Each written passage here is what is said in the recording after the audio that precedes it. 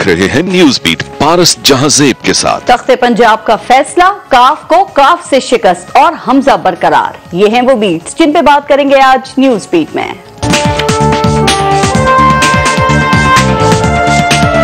अगर इन्होंने अवाम का मैंडेट चोरी किया तो मैं आज कह रहा हूं कि मैं जिम्मेदार नहीं, फिर क्या होता है? इमरान खान की हुकूमत का खात्मा पाकिस्तान की बका के लिए लाजिम था। हमने इस इलेक्शन कमिश्नर के नीचे जनरल इलेक्शन हमने नहीं लड़ना। अस्सलाम वालेकुम, मैं हूं पारस जहांजेब। थ्रिल, सस्पेंस, ड्रामा, इंतजार, एक्शन और रिएक्शन से भरपूर फिल्म पंजाब नहीं छोड़ेंगे की कामयाब नुमाइश आज दिन भर जारी रही। इस फिल्म में नाजरीन की दिलचस्पी का हर पहलू मौजूद था। इसमें सब किरदार अपनी जगह मौजूद थे, कैमरे भी ऑन थे, लाइट भी भरपूर थी। हर किरदार को आखिर तक इस फिल्म का क्लाइमेक्स अपने हक में होने का यकीन भी था। लेकिन स्क्रिप्ट लिखने वाले किरदारों को बताए बगैर इस फिल्म का स्क्रिप्ट अपनी मर्जी के मुताबिक तब्दील करते रहे।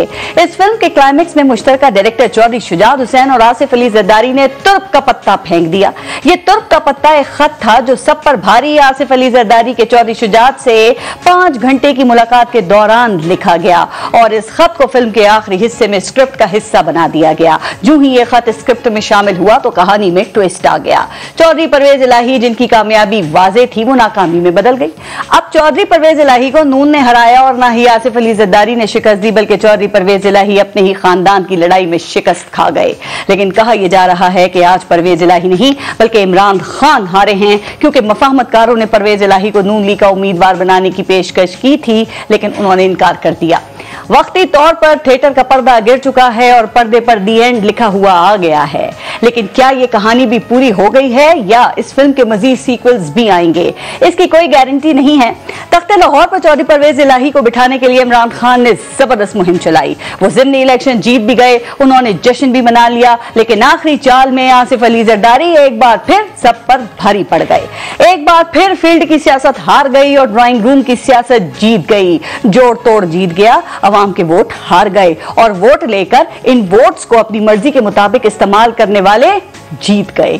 क्या पंजाब में सियासी अदम इस्तेहकाम को ब्रेक लग जाएगा या पंजाब का फैसला एक बार फिर अदालतें ही करेंगी? आज के प्रोग्राम में इस पे बात करेंगे और आज प्रोग्राम में हमें ज्वाइन किया है सीनियर तज्जियाकार हैं रजा रूमी, सीनियर तज्जियाकार हैं अतर काज़मी और सीनियर तज्जियाकार हैं मोहसिन बेग साहब। अस्सलाम वालेकुम, बहुत बहुत शुक्रिया आप सबका प्रोग्राम में शिरकत के लिए। पहले एक ब्रेक लेंगे, देखते रहिएगा न्यूज़ बीट।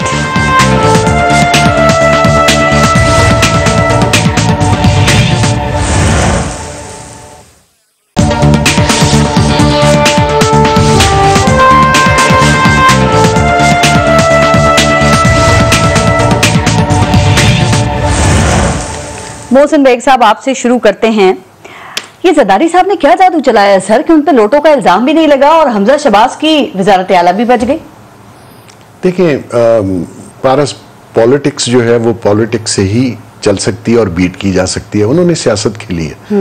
उन्होंने, लोगों ने कहा कि जी 40 करोड़, किसी ने कहा 50, इमरान ने बहुत 3 दिन से सर यही बातें हो रही थी, तो इनको अपोलोजाइज करना चाहिए। देखिए जो उन्होंने एक पार्टी उनके साथ पहले मुआहदे में थी और मुआहदा तोड़ा परवेज इलाही साहब ने। हालांकि दुआए खैर भी इन्होंने खुद की और शुजात साहब के बेटों ने की और ये चुप करके बगैर शुजात साहब को बताए बनी गाला चले गए नेक्स्ट मॉर्निंग।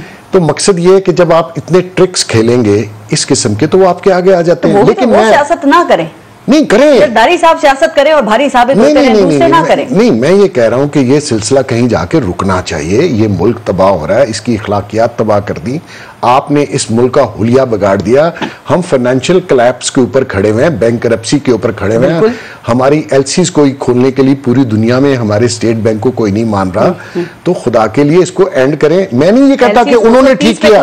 डॉलर 230 पे सर ट्रेड होता रहा। नहीं, आपके पीएसओ की एलसी को खोलने के लिए तैयार नहीं, मिडल बैंक को। अभी इन्होंने क्रोएशिया से एक बैंक को क्या के एलसी। मैं ये कह रहा हूं ये 26 करोड़ लोग हैं, आप सियासत करते करते इस मुल्क को यहां तक ले आए। इससे पहले ये बता दें 20 घंटे पहले आपको कैसे पता चला, चूंकि आपने भी एक ट्वीट कर दिया कि पाकिस्तान तहरीक इंसाफ को शिकस्त होने जा रही है, कैसे पता चला?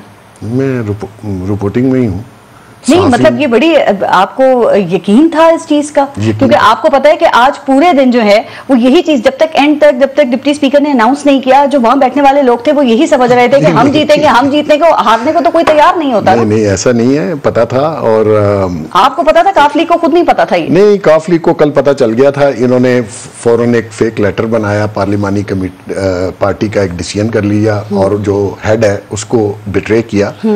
अगर जब जरदारी साहब दोबारा गए थे तो इसीलिए गए थे कि आप और हम लोग एक एमिकेबली रेजोल्यूशन और सोल्यूशन निकाल लेते। ये फेक लेटर था जो मोने सलाही आज शो कर रहे थे? कोई पार्लिमानी पार्टी बना लिया उन्होंने। अब आप देखें जो हेड है उसको आप इन्फॉर्म नहीं कर रहे उस लेटर का, और आपने वो सर्कुलेट कर दिया अमंग मेंबर्स। लेकिन आपको प्रेसिडेंट को कॉन्फिडेंस में लेने चाहिए था। हालांकि ये लेकिन वो कहते हैं हमारे पार्लिमानी पार्टी में फैसला हो चुका था, पार्लिमानी लीडर ने फैसला कर दिया था कि तमाम काफली के लोग जो हैं वो चौधरी परवेज इलाही को ही वोट देंगे।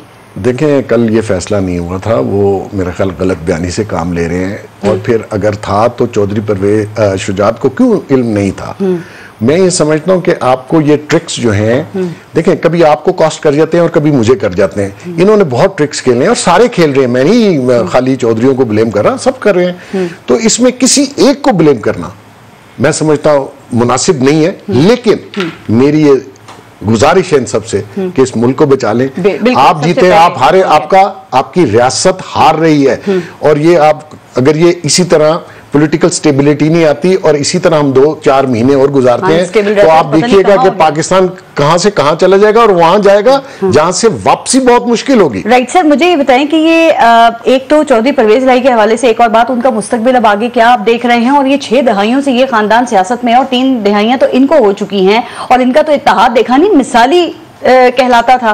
और ये 24 घंटे के अंदर जब आप भाई को, अपने कजन को, अपने ब्रदर इन लॉ को डिच करें अपने बेटे के लिए और बेटे का कहना माने, जो बेटों की सियासत का मामला है, अब बेटों को आगे कर देंगे। उन्होंने भी अपने बेटे सालिक के लिए किया और यहाँ पे परवेज इलाही साहब ने सालिक किस चीज में था कि मैंने दुआए खैर किया, मैं उससे नहीं फिरूंगा। ये फिर गए, ये विदाउट उन्हें इन्फॉर्म किए बनी गाला चले गए। और बनी गाला में सिर्फ देखें परवेज इलाही साहब की कैलकुलेशन इसलिए गलत थी, वो चाहते थे कि मुझे फुल टेन्योर दिया जाए जो कि 12-14 महीने बनते थे।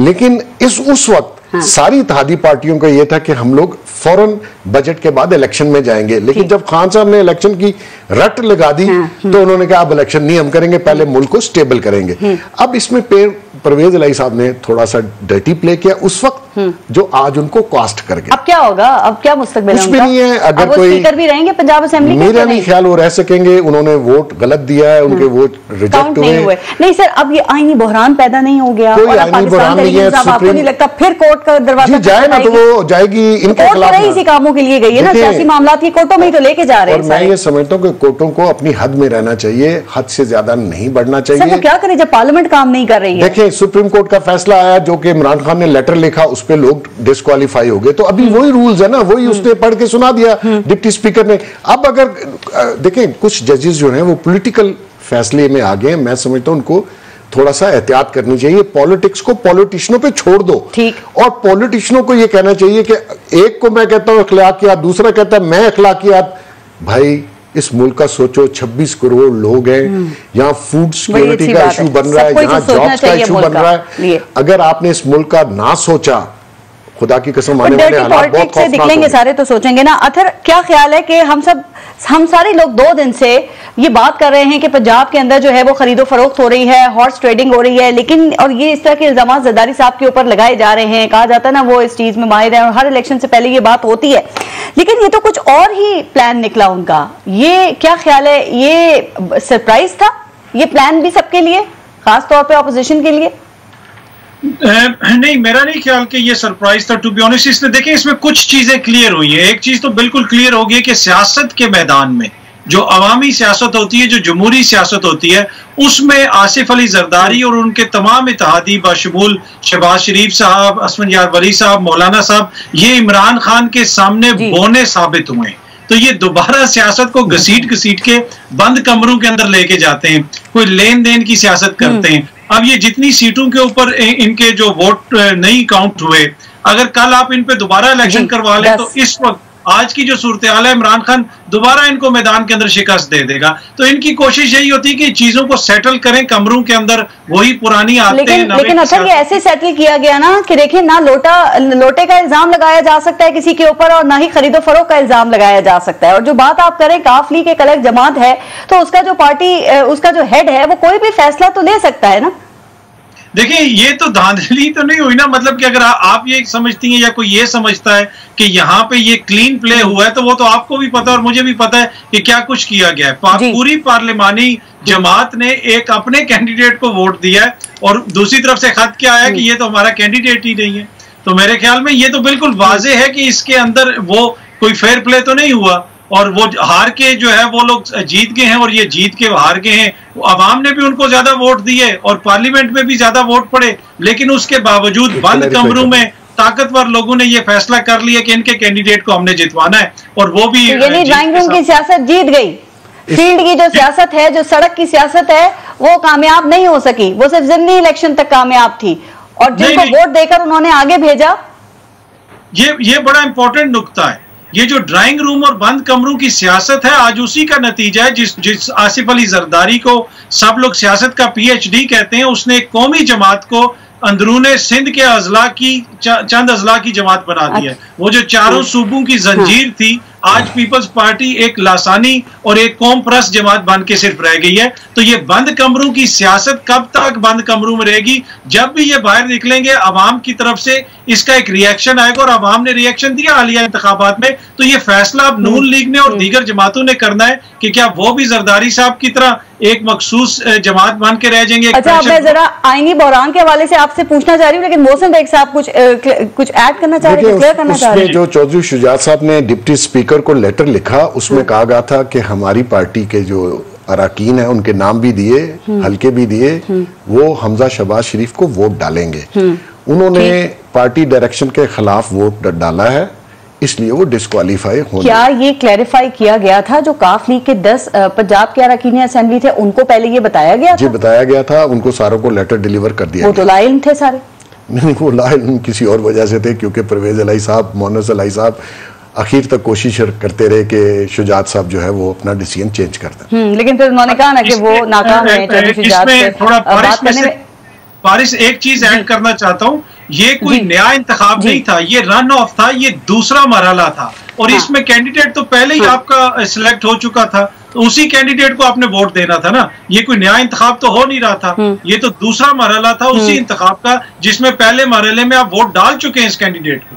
तो ये भी एक चीज है यहाँ पे। अच्छा, अब जो आईनी बहरान तो पैदा हो जाएगा ना, फिर वो देखिए, पाकिस्तान तहरीक इंसाफ ज़ाहिर खामोशी से तो नहीं बैठेगी, वो ज़ाहिर कोर्ट में इसको लेके जाएगी। और आज मसला ये था कि आर्टिकल 63A की भी 2 इंटरप्रिटेशन जथर चल रही थी। कुछ ये कह रहे थे कि ये पार्लिमानी लीडर और पार्टी का फैसला हो सकता है, और कुछ कह रहे थे ये पार्टी लीडर का फैसला हो सकता है, पार्टी हेड का, सॉरी। तो ये अब फिर एक आईनी बहरानी कैफियत हमारे सामने आएगी। पहली हमारी सियासत जो है वो अदम इस्तेहकाम का शिकार है। देखिए, ये अदालत में तो जाएगा, लेकिन पीटीआई के कुछ दोस्त ये कह रहे हैं कि जैसे अदालत फौरन इसको उठा के बाहर फेंक देगी।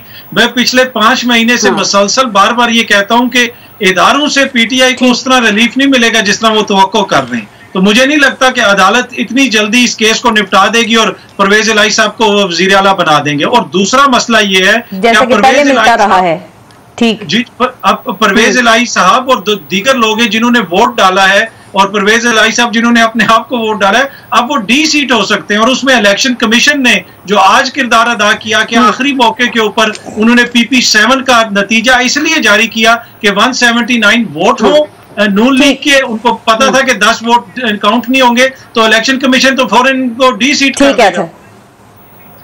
राइट। अच्छा, रजा रूमी साहब, आपको अंदाजा था कि इस दफा जरदारी साहब की जो असल गेम है वो खरीदो फरोख्त नहीं है, कि असल गेम ये है कि चौधरी शुजात हुसैन को चौधरी परवेज इलाही के खिलाफ कर दिया जाए? कुछ आपको अंदाजा था, या आपके लिए भी ये सरप्राइज ही था?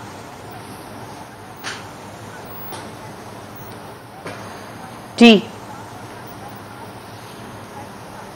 नहीं, देखिए, इसकी कोशिशें तो जारी थी, मालूमात तो यही थी कि वो कोशिश करे थे, लेकिन परवेज इलाही साहब तो नहीं माने पारस आपके। लेकिन अल्टीमेटली चौधरी शुजात साहब जो हैं वो प्रिवेल उनके ऊपर हो गए। लेकिन जहां तक जरदारी साहब का सवाल है, देखिए मुझे वो शेर याद आ जाता है, मैं ख्याल हूं किसी और का, मुझे सोचता कोई और है, सरे आईना मेरा अक्स है, पसे आईना कोई और है। तो अब आप समझ ही गई होंगी कि मैं क्या कहना चाह रहा हूँ। आईना कोई और था, लेकिन मैं ये बात जरूर कहूंगा कि एक तो काजमी साहब अभी कहते मेरे दोस्त हैं कि जी इमरान खान साहब को इदारों से, हाँ ठीक, बस तो आप समझ गई हैं। आप तो माशाल्लाह बड़ी ज़हीन एंकर हैं, फौरन पिक कर लेती हैं। बात तो मैं यही कह रहा हूं। अच्छा, लेकिन देखिए इससे कतई नजर बात यह है कि ये जो सिलसिला ये जो सिलसिला स्टार्ट हुआ ना अप्रैल 3 को, जहां पर डिप्टी स्पीकर कौमी असेंबली ने, आज ये नहीं भूलना चाहिए कि उन्होंने पूरी असेंबली का जो अपोजिशन की बेंचेस थी उनको गद्दार करार देकर असेंबली तोड़वा दी। ये ना भूलें, आज जो कुछ हुआ उसके मुकाबले में तो ये जो कुछ हुआ है ये तो बहुत कम है। ये तो एक छोटी सी इत्तेहादी पार्टी इधर से उधर हो रही है, उसके वोट नहीं काउंट हो रहे। कोई शुक्र है गद्दारी का फतवा नहीं लगा, कुफर का फतवा नहीं लगा, असेंबलियां तोड़ने की नौबत नहीं आ गई। नहीं तो हमजा शहबाज ये भी ऑप्शन इस्तेमाल कर सकते थे, इसी के बाद फौरन अभी जाके गवर्नर को वो असेंबली तोड़ने का कह दे।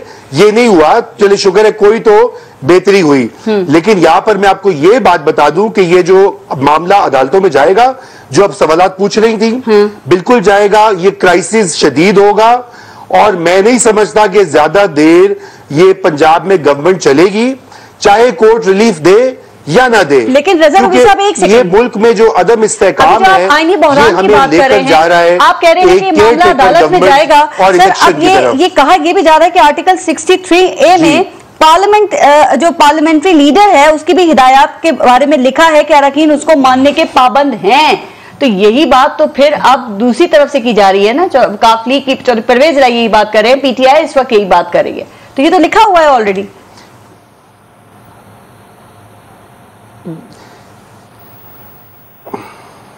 जी ये बात दुरुस्त है, लेकिन सुप्रीम कोर्ट ऑफ पाकिस्तान ने इस शिक की तशरीह करते हुए वो तशरीह की जिसको आज हवाला बनाकर डिप्टी स्पीकर ने इस्तेमाल किया। देखिए ये लो अपने ही दाम में खुद सयाद आ गया।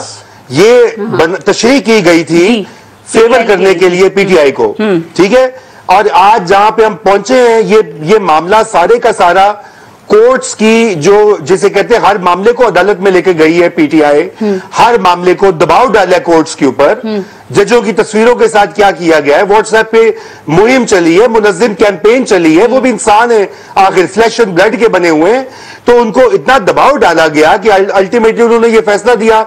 अभी काजमी साहब मेरे भाई हैं, वो कहते कि जी इदारों से रिलीफ नहीं मिलेगा, और कितना रिलीफ चाहिए। जिस दिन से ये हुआ है पे दर पे जो है वो आप देखेंगे कोर्ट्स जो है वो बिल्कुल एक पास दे रही है इमरान खान साहब को, चाहे वो कानून के कानूनी मुश्तगाफियों की बात करेंगे ना, पार्लियामेंट्री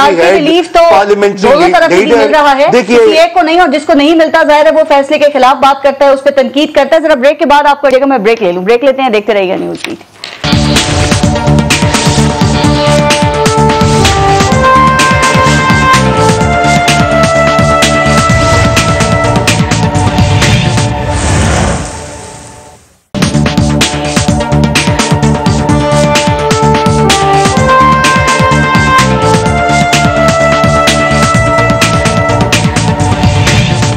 अच्छा बेग साहब, आप हमजा शहबाज वजीर आला तो ज़ाहिर मुंतखब हो गए हैं और खबरें ये हैं कि शायद आज ही वो हल्फ भी ले लेंगे, तो आपको लगता है कि अब पंजाब की हुकूमत इनके पास दोबारा आने से जो इत्तेहादी हुकूमत है मरकज में, वो अपनी मुद्दत पूरी कर लेगी?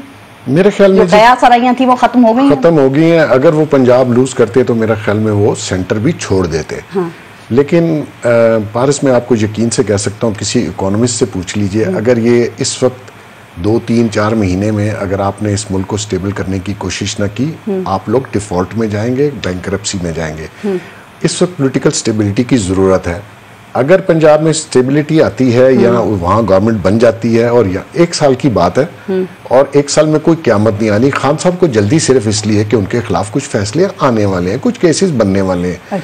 बनाए जाएंगे केसेस? नहीं बन रहे हैं ना जी। अब फराग गोगी ने जो करप्शन की, क्या रह जाएगा? पहले जो ऑपोजिशन थी वो भी रोती थी। नहीं, देखिए खान साहब ने बहुत से लोगों पे फेक केसेस बनाए, लेकिन खान साहब पे अगर कोई जायज केस बनता है तो बनना चाहिए। तो सबूत सामने ये कोई आसमान से नहीं उतरा हुआ शख्स, अपने घर में अरबों की जो करप्शन की इसकी फैमिली के अंदर लोगों ने, वो इसको नजर नहीं आती। इनकी जो मिसेज है उसके बेटों ने जितनी करप्शन की वो सबके सामने, किसी को छुपाने की जरूरत नहीं है। या पंजाब में जो कुछ हुआ, मैं ये कहता हूं बात खत्म हो जाती है, सबूत सामने आएंगे, आवाम भी। मैं इस हक में जो आप कहती हैं, अगर सबूत नहीं है तो किसी पे फेक केसेस, आपको लगता है हुकूमत के पास सबूत हैं? देखें कह तो वो रहे हैं कि है, इसलिए नहीं सुन लीजिए, खान साहब का तो मैं जानता हूं ना कि वो किस तरीके से वो इंतकामी और फाशिस्ट ज़हनियत का आदमी है। वो तो हर बंदे को ऐसे ही अंदर कर रहा था। सर, ये चेयरमैन नैब जो नए लगाए जा रहे हैं, जिनकी मंजूरी दे दी गई है, आपको लगता है ये चेयरमैन नैब लग के फेयर प्ले करेंगे? देखिए, जो रेपुटेशन जितना मैं उनको जानता हूँ, वो एक फेयर प्ले आदमी है, वो बहुत असूलों वाला आदमी है, उसके ऊपर आप वैसे उंगली नहीं उठा सकते। रेपुटेशन अच्छी है, इसमें कोई शक नहीं है, लेकिन नून लीग के करीबी भी समझे जाते हैं, कहा जाता है। देखें, कोई ना कोई किसी का करीबी होता है। जो उसका करीबी नहीं था, वो लड़की के चक्कर में खान साहब ने उसको इस्तेमाल किया, सबको अंदर करवा दिया, सब पे फेक केसेस बनाए। एक केस ये अगर नैब मुझे बता दे अपोजिशन पे सही बना तो मैं जुर्मदार हूं। मकसद मुझे पता है किस तरह से सारे पुराने केसेस थे। नहीं, नए बनाए, ख्वाजा आसिफ पे, एहसन इकबाल पे नए केसेस हैं, और एक एक पेज है पूरी फाइल में। आप आज भी चेक कर लें। आज मैं आपको गारंटी करता हूं, दूसरा पेज निकाल दे मुझे। ये गारंटी कर सकते हैं कि इनके भी फेक केसेस नहीं बनाए जाएंगे? अगर आपने कहा कि उनके दौरे हुकूमत में बने थे, फर्क तो रहना चाहिए ना। पारस, मैं खुद इसका विक्टिम हूं फेक केसेस का। मैं नहीं चाहता किसी पे फेक केसेस बनाए जाए या किसी की मीडिया ट्रायल किया जाए। हाँ, अगर कोई केस है तो वो जेन्युइन है। अभी तोशे खाने का जेन्युइन केस है, आपने एडमिट किया, आपने कोई मनी ट्रेल नहीं दी, सब कुछ सामने आ जाएगा। मकसद मेरा ये है कि खान साहब चाहते ही नहीं है कि पॉलिटिकल स्टेबिलिटी आए। ये एक बहुत बड़ी कॉन्स्पिरेसी है जो इस पाकिस्तान को स्टेबल नहीं होने दे रही। ये कौन चल रहा है? अभी रज़ा उम्मी की बात भी सुनी थी, बातों बातों में उन्होंने भी कहा कि पसे पर्दा पसे आईना कोई और है। देखें, आप भी समझते हैं कोई और है और कुछ निज़ाम सियासत को चला रहा है। सियासतदान देखें, वो तो अपने मफादात की गेम करते हैं, वो राइट का हो या लेफ्ट का हो।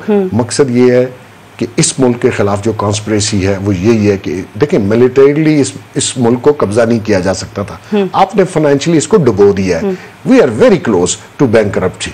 तो इसको बचाना है ना कि सियासत, ये मुल्क बचेगा तो सियासत भी बच जाएगी। ठीक बात है, लेकिन इस बात से आप डिनाई नहीं कर सकते कि मकबूलियत इमरान खान की है। इमरान खान इस वक्त पॉपुलर लीडर हैं पाकिस्तान के। अभी जो 20 ज़िमनी सीट्स के ऊपर इंतखाबात हुए थे, उसमें से 15 नशिस्तें इमरान खान ऐसे ही तो नहीं जीत गए नजर। अवाम ने तो अपना फैसला सुना दिया। सुन लीजिए, पॉपुलर लीडर इल्ताफ हुसैन भी था, जिसके ऊपर आपने मीडिया में पाबंदी लगा दी। वो अपनी कराची में, सिंध में वो पॉपुलर तरीन लीडर था, उसकी आवाज पे पूरा शहर निकलता था और पूरा शहर बंद हो जाता था। ऐसा ही है। फिर नवाज शरीफ जबरदस्ती थी, वहां वो दहशत की एक अलामत थी। नहीं, सुन लेना मेरे आर्गुमेंट, सुन लीजिए। आप ये कंपैरिजन नहीं कर सकते। सुन तो लेना, नवाज शरीफ भी था, आपने उसको मीडिया से आउट कर दिया, उसके ऊपर पूरे केसेस बनाए गए। मुझे पता है किस तरह केसेस बने, क्या कुछ हुआ।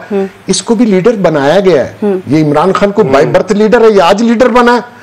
इसके पीछे कौन सी कुव्वतें थी आपको भी पता है, किस तरह से आ गया। आरटीएस आपने, मैंने बंद किया, ये किस तरह आया सियासत में? नहीं बनाया गया। मियां साहब किस तरह आए थे सियासत में? मियां साहब को नहीं बनाया गया, लेकिन सोशल मीडिया के तहत इमरान खान ने अवाम को कन्विंस कर दिया। मेरा आर्गुमेंट यही है कि सारे इस तरह ही बने हैं, कोई आसमान से नहीं उतरा, कोई बाय बर्थ लीडर भी नहीं था पाकिस्तान में। लीडर मानती अगर पाकिस्तान में कोई लीडर होता जिसको दर्द होता है इस मुल्क का, तो ये मुल्क इस हालत में ना होता। ये बात ठीक है, ठीक है ना। ये तो सारे अपने मफादात के लिए अपने एजेंडे लेके आए, और अभी भी किसी का एजेंडा इंप्लीमेंट हो रहा है और मुल्क का कोई सोच नहीं रहा, अपनी अपनी टांगे खींच रहे हैं। क्या ख्याल है कि इमरान खान एक और तहरीक चला सकते हैं? अगर चला सकते हैं तो चलाएं। आपके ख्याल में क्या चलानी चाहिए, क्या स्ट्रैटेजी होनी चाहिए? खान साहब जो कौन से खिताब कर रहे हैं, तो बताएं, आप ये चाहते हैं कि मैं हर वक्त सड़कों पे रहूं, मैं इस मुल्क में स्टेबिलिटी ना आने दूं, मैं हर महकमे को, हर शख्स को थ्रेटन करूं, ये नहीं होगा आने वाले दिनों में। आपको मेरी बात याद आएगी। राइट। अच्छा अतर, क्या ख्याल है कि अब पाकिस्तान तहरीक इंसाफ की वैसे स्ट्रेटजी क्या होना चाहिए? क्या अगले इलेक्शन का वेट करना चाहिए और मुल्क में पॉलिटिकली मुल्क को स्टेबल होने देना चाहिए? अनसर्टेनिटी का जो आलम है वो खत्म होना चाहिए, या आप समझते हैं कि खान साहब एक नई तहरीक के साथ अब सामने आएंगे?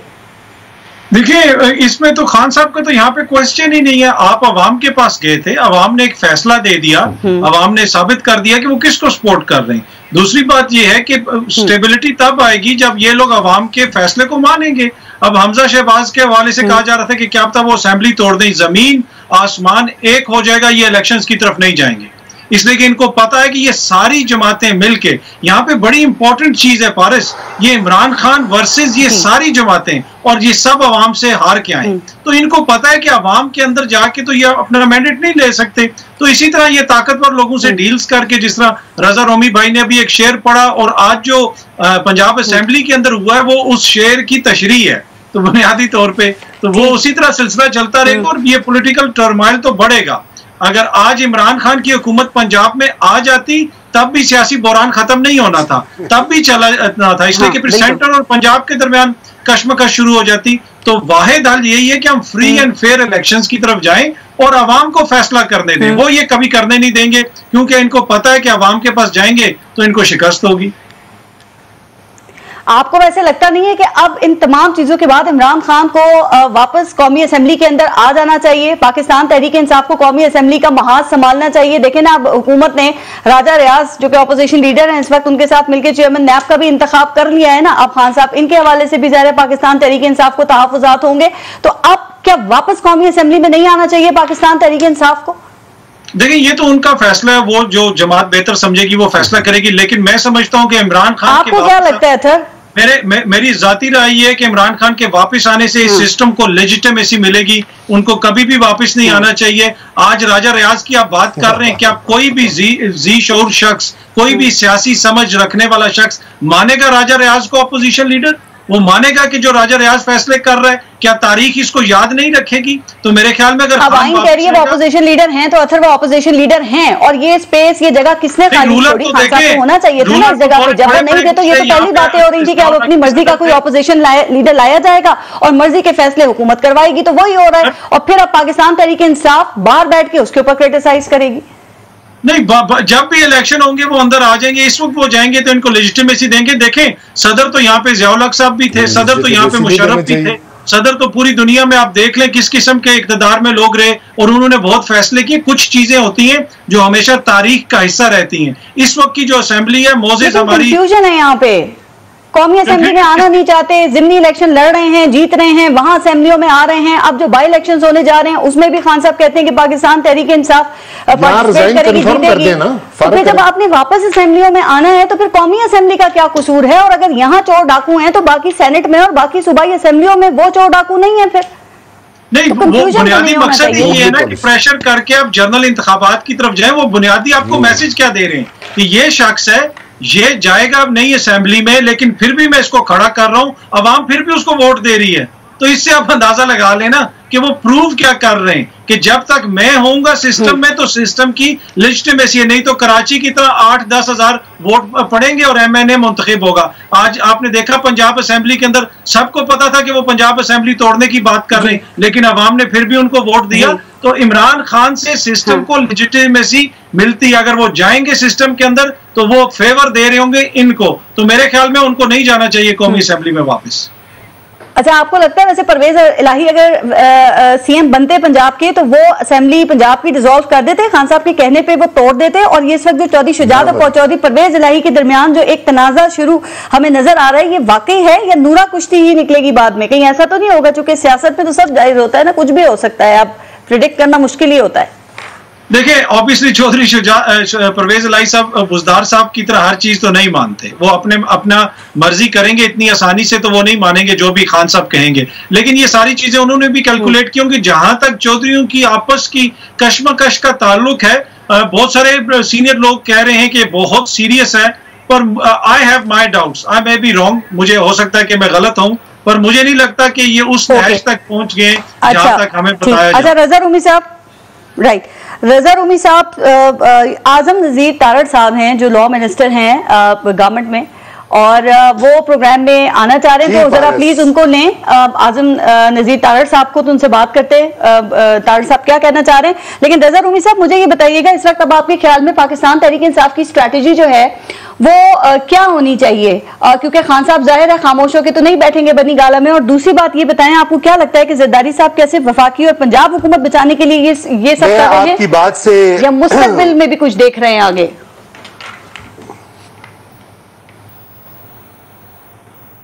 जी रूमी साहब, पारस में आपसे 100% मुत्तफिक हूं, खान साहब को वापस आना चाहिए असेंबलियों में, चाहे वो लेजिटिमेसी दे ना दें, उनको आना चाहिए, इसलिए कि वो सब एक बड़ी जमात के कायद हैं, उनके पास 151 MNAs हैं और वो आकर भरपूर ऑपोजिशन करें, पार्लिमानी सियासत को तकवीयत दें और मुल्क और हुकूमत के साथ मिलकर जो है अगले इंतखाबात की डेट सेट करें और आगे बढ़े। लेकिन मसला ये है कि यहाँ पर जो दोनों फरीकैन हैं, शहबाज शरीफ हुकूमत और उनके इत्तेहादी और इमरान खान साहब दोनों, उनकी स्ट्रेटेजी ये है कि नवंबर किसी तरह उसका क्या करना है। खान साहब चाहते हैं नवंबर से पहले पहले तब्दीली हो जाए ताकि शहबाज शरीफ साहब वो फैसला ना कर सकें, वो वाहिद फैसला जिसका इख्तियार वज़ीर आज़म के पास होता है पाकिस्तान के सिस्टम में। और जबकि शहबाज साहब की ख्वाहिश है कि वो, और उनके इत्तेहादियों की ख्वाहिश है कि वो ही मौजूद हो नवंबर में वो फैसला करने के लिए। अब ये टग ऑफ वॉर हो रहा है। आप ये सारी गुफ्तगू पहले करी थी पारस, तो मैं आपको एग्जांपल देता हूं। आप माशाल्लाह बड़ी काबिल और सीनियर बैंकर हैं, अगर आपको आपके चैनल के मालिक एक खत दें और कहें कि पारस साहिबा आप 10 बजे का शो करें और MD आपको कहें कि आप 7 बजे शो करें, तो आप कंफ्यूज ही होंगी ना। बिल्कुल। आपको दो खत मिलेंगे, दो डायरेक्शन मिलेंगे। यही हाल PMLQ के साथ हुआ, यही हाल इस वक्त जो है मुल्क में सियासत और इदारों के साथ हो रहा है। यहाँ पे यकसुई की जरूरत है। जैसे बेग साहब ने कहा, ये मुल्क दिवालियापन के दहाने पे खड़ा है। और देखिए जी, आइन तो ये कहता है कि नहीं देखे ना, आप वो बात गोल कर गई जो मैंने आपको कही कि आपके मालिक और आपके MD, लेकिन आपने मेरा सवाल गोल नहीं करना दे, तो आप किसकी बात मानेंगी? उसका स्ट्रेट जवाब दीजिए। देखिए, ये जब तक ये मामला ठीक नहीं होगा, हम इस वक्त मैं आपका सवाल ही गोल करता नहीं, मैं देता हूं। देखिए, हम माशी तबाही के दहाने पर पहुंच गए हैं। अगर ये इंस्टेबिलिटी नहीं खत्म होती, ये अब वक्त आ गया है कि जो हमारी सियासी पार्टियां बिशमूल खान साहब और एस्टैब्लिशमेंट ये मिलकर फैसला करें कि ये बंद करें, ये जो टग ऑफ वॉर बनी हुई है, मुल्क में कॉन्फ्लिक्ट की सूरत हाल बनी हुई है, करे फैसले करने हैं, पाकिस्तानियों को दिवालियापन से बचाना है। पारस, मेरी जितने माहिर माशियात से बात हुई है पिछले 8-10 दिन में, उनसे इतनी खतरनाक इतलात मिली है कि यहाँ पे पेट्रोल की राशनिंग होगी, यहाँ पे महंगाई का तूफान और बढ़ेगा। कैसे कोई खान साहब आ जाए वापस, तहरीक अदम एतमाद कर लें, वो भी नहीं संभाल सकेंगे। शहबाज शरीफ तो नहीं संभाल पा रहे। रज़ा रूमी साहब, इस वक्त आप सही कह रहे हैं कि मौशी बदहाली जो है ना, वो इस वक्त मुल्क का सबसे बड़ा मसला है। रेकन्सिलिएशन की जरूरत है। ठीक है, तो क्या ये जो आप कह रहे हैं कि सबको मिल बैठने की जरूरत है, ये बैठेंगे? और ठीक बात है कि हुकूमत जिस मकसद के लिए आई थी, फिर आप समझ रहे हैं कि ये उसमें नाकाम हो रही है। आप ठीक बात कह रहे हैं, जो कि एशियन डेवलपमेंट बैंक भी यही कह रहा है कि श्रीलंका के बाद एशिया के अंदर पाकिस्तान दूसरा महंगा तरीन मुल्क है और यहाँ पे महंगाई 14 से 21% तक पहुंच चुकी है। तो अल्लाह ना करे, खुदा ना खास्ता, अगर यही हाल जारी रहता है तो क्या हम पाकिस्तान को श्रीलंका बनने से बचा सकेंगे?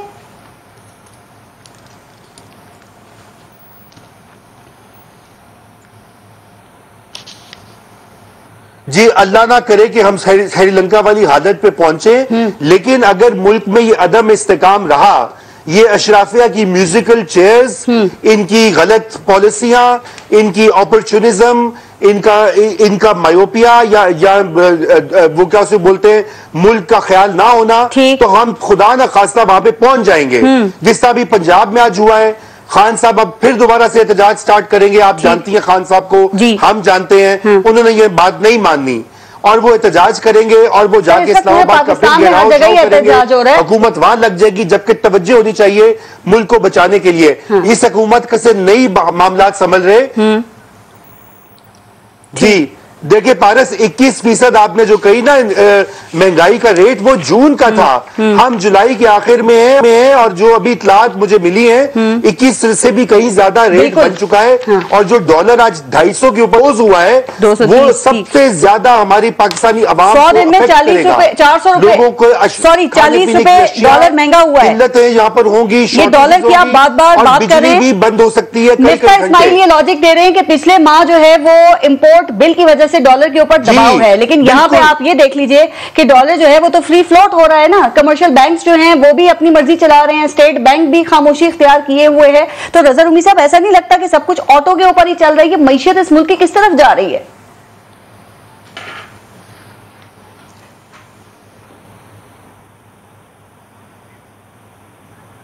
देखिए जी, मईशत इस वक्त डामाडोल है, एक जहाज है जो डूब सकता है, खुदा न खास्ता, मेरे मुंह में खाक। लेकिन मैं आपको एक बात ये कह दूं कि IMF ने पैसे देने थे, IMF बड़ी क्लोजली वॉच कर रहा है। वो कह रहा है ये तो मुल्क में कोई पता ही नहीं लग रहा कि ये गवर्नमेंट रह रही है, फिर इलेक्शन होना है, केयर टेकर्स ने आना है, क्या होना है। उधर Asian development bank, world bank, Saudi Arabia, Qatar, UAE सब पाकिस्तान को देख रहे हैं कि यहाँ पे क्या हंगामा मचाया हुआ है, क्या ये मतलब जो है बाजीचाए अजफाल बना रखा है पाकिस्तान की सियासत को।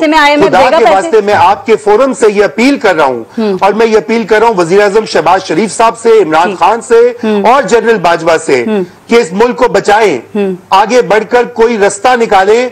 अगर फ्रेश इलेक्शन करवानी है तो करा दें, शहबाज साहब दें कुर्बानी और सख्त फैसला लेके मुल्क में इस्तेकाम की तरफ लेके जाएं। अगर फ्रेश इलेक्शन होता है तो खान साहब को ये मंजूर है तो मान लें, कोई बात नहीं। जिद और अना का वक्त नहीं है, अच्छी बात है। आम हालात नहीं है, ये किसी को भी नहीं लगानी चाहिए, बिल्कुल ठीक, और अवामी फैसलों को भी मानना चाहिए। मोहसिन बेग साहब, आपने ये कहा कि ख्वाजा साद रफीक इमरान खान को ईंट का जवाब पत्थर देने के बयान से बहुत कुछ वाज़ेह हो गया है।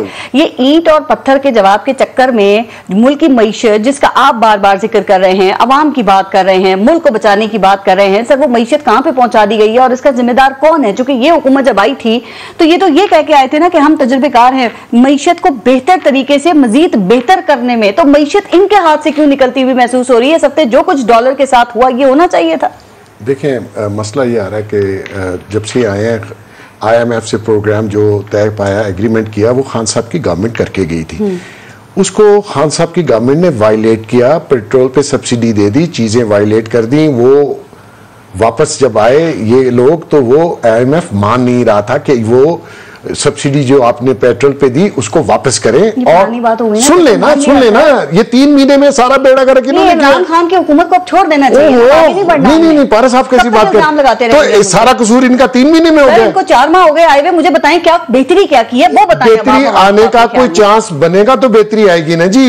अगर आपको डॉलर्स मिल जाए, IMF वापस प्रोग्राम करे तो तभी एशियन गवर्नमेंट IMF की तमाम शराइत इन्होंने मान ली हैं। खान साहब तो 30 पैसे तो नहीं मिले आपको, पैसे तो नहीं मिले, वो मिलेंगे अगस्त में मिलेंगे।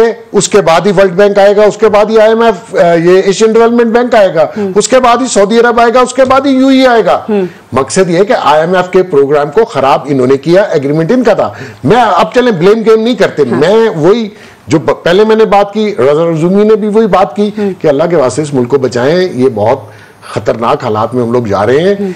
जहां तक खान साहब एक पागलपने का वो शिकार इंसान है, वो 1 साल इंतजार नहीं कर सकता। उसको इतनी प्यारी है ये गवर्नमेंट और इतनी चेयर, हुकूमत को जिन्होंने अदम एतमाद लाके खत्म किया, वो इंतजार नहीं कर सकते थे क्योंकि ये मुल्क को तबाह कर रहा था। ये इंटरनेशनल साजिश का हिस्सा है ये शख्स। हम भी यही सोचते हैं और ये की तरफ जा रहा है। वो उन्होंने कौन सा अनडेमोक्रेटिक काम किया, उसको एक वोट ऑफ नो कॉन्फिडेंस। 3 रुपए डॉलर बढ़ रहा है, 3 रुपए, 230 रुपए में आज डॉलर जो है वो स्टेबिलिटी नहीं आने दे रहा, ये पर्पस नहीं आने दे रहा, ये एक साजिश का हिस्सा है। ये डॉलर नीचे कैसे आएगा और ये कितना कम होगा आपके ख्याल में? ये अप्रैल 2022 की कीमत पे आ सकता है। डॉलर ये नहीं आएगा, 250-300 क्रॉस करेगा, आप वेट कीजिए। और पेट्रोल तो आपके पास है नहीं, PSO की LC खोलने के लिए आपके पैसे नहीं। वो मिफ्ता इस्माइल कह रहे हैं कि हमारे पास तेल के ज़खायर 2 माह के मौजूद हैं और मुल्क श्रीलंका नहीं बनेगा। छोड़े, वो ये भी गलत बयानी कर रहे हैं। वो भी गलत बयानी कर रहे हैं। क्रोएशियन बैंक से अभी उसकी LC खुलवाई है, उसका मार्जिन आप सुने तो आपको हार्ट अटैक हो जाएगा डॉलर रेट पे। मकसद ये है कि इस मुल्क का ना खान सोच रहा है। अच्छा, वो कह रहे हैं मुझे गवर्नमेंट दो, इलेक्शन कराओ। भी आप कौन है? इलेक्शन कमीशन चेंज करो, जज चेंज करो, सब उसकी मर्जी से होनी चाहिए। आपने 4 साल गवर्नमेंट की तबाह कर दिया ये मुल्क। अभी भी आप जिद पड़े हुए, कभी उनको सादक और जाफर मीर कहता है और कभी नाम लेता है, जानवर लेता है। खुदा के वास्ते को इस पागलपने को इसको ठहराव दो। कहता है एहतजाज करूंगा। किस बात का एहतजाज करोगे भाई? यही पंजाब की 2018 में मैंडेट मिला था नून लीग को, आपने उसको नहीं गवर्नमेंट बनाने दी, आपने खुद बनाई, बुजदार को बिठाया। तो उस वक्त इखलाकियात कहाँ थी आपकी? तो मकसद ये कि सेनेट में क्या किया आपने? 37 बंदे 55 करके सेनेट का चेयरमैन बनवा दिया। वहां पे बलूचिस्तान में आपने क्या किया? अच्छा अतर, जरा ये जवाब भी दीजिएगा। हुकूमत कहती है जहां पे रिलीफ दे सकते हैं भाई रिलीफ दे रहे हैं। तेल की कीमतें आलमी मार्केट में कम हुई, हमने आवाम को रिलीफ दे दिया। जहां पे नहीं दे सकते वहां पे क्या करें? आपके ख्याल में इमरान खान की इस वक्त हुकूमत होती तो क्या मौशी हालात इससे कुछ मुख्तलिफ हो सकते थे? देखिए, क्यों हो इमरान खान की हुकूमत, उसने तो मुल्क तबाह किया है। ये तो इस वक्त आपके मुल्क के अंदर कौमी हुकूमत कायम है। तमाम जमातें और इस्टेब्लिशमेंट मिल के हुकूमत चला रहे हैं और इनसे हुकूमत नहीं चल रही और ये कह रहे हैं इमरान खान हमें हुकूमत नहीं चलाने दे रहा। तो मैं तो इनकी सियासत को, इनकी ताकत को सलाम पेश करता हूं कि तुम सब लोग मिल के भी उसका मुकाबला नहीं कर सकते और सब लोग मिल के भी अगर आपके पास कोई हल नहीं है तो इमरान खान से क्यों आप हल मांग रहे हैं? आपने हल देना है। आप इसलिए कह के आए कि हम हल देने के लिए आए और ये कौमी हुकूमत है। मैं दोबारा आपको बता रहा हूं, ये कौमी हुकूमत है जिसको इदारों की भी बैकिंग हासिल है और इनके पास कोई किसी किस्म का कोई हल नहीं है। बुनियादी मकसद ये था कि इन्होंने इक्तदार में आना था, ये 1.5 साल इंतजार कर लेते। उस क्या 3-4 महीने पहले हम लोग ये बातें कर रहे थे जो अभी हम बातें कर रहे हैं कि हम श्रीलंका बनने जा रहे हैं, एलसी खोलने के लिए हमारे पास पैसे नहीं है, एक्सपोर्ट्स खत्म हो रही हैं, इंपोर्ट्स। मेरे तो ख्याल में ऐसी स्पेकुलेशन भी नहीं करनी चाहिए। आप देखें यहाँ पे अगर एक बैंक के डिफॉल्ट होने की खबरें होती हैं, लोग अपना पैसा उसमें से निकाल लेते हैं। जो लोग ये बात कर रहे हैं श्रीलंका बनने की और पाकिस्तान के डिफॉल्ट होने की, चाहे कोई भी कर रहा है तो वो क्या मुल्क की खिदमत की जा रही है इस तरह? तो पूछे ना उससे, जो भी कर रहा है गलत कह रहा है ना। 3-4 महीने पहले तो ये बातें नहीं होती। देखें, दूसरी चीज मैं दोबारा वो शेयर करना चाहूंगा आपके साथ कि आज जो पंजाब असेंबली में हुआ, रजा भाई ने कहा कि अगर आपको कहा जाए कि प्रोग्राम 10 बजे करना है या 11 बजे करना है, वो मुख्तलिफ आपको आरा आ सकती है, लेकिन ये तो नहीं हो सकता ना कि आप 10 बजे प्रोग्राम शुरू करें और 10:30 बजे जब आप ब्रेक लें तो कॉल आ जाए कि आज आपने 11 बजे शुरू करना है। ये इंतखाब पहले शुरू हो चुका था, ये सेकंड उसका फेज था। पहले फेज में तो वो वैसे ही परवेज इलाही को वोट डाल चुके थे और दूसरा पार्लिमानी पार्टी का जिक्र है आइन के अंदर, कहीं पे भी पार्टी लीडर का जिक्र नहीं है। तो ये बड़ी बिल्कुल वाज़ेह चीजें हैं, लेकिन मैं इतनी आसानी से अदालत से रिलीफ नहीं मिल रहा था। ओके, अथर काज़मी, मोहसिन बेग साहब और रजा रूमी साहब, बहुत बहुत शुक्रिया आप तीनों में शिरकत के लिए। अपना और अपने मुल्क का ख्याल रखिए। पारस जहां ज़ेब को इजाजत दीजिए। अल्लाह ने के बाद।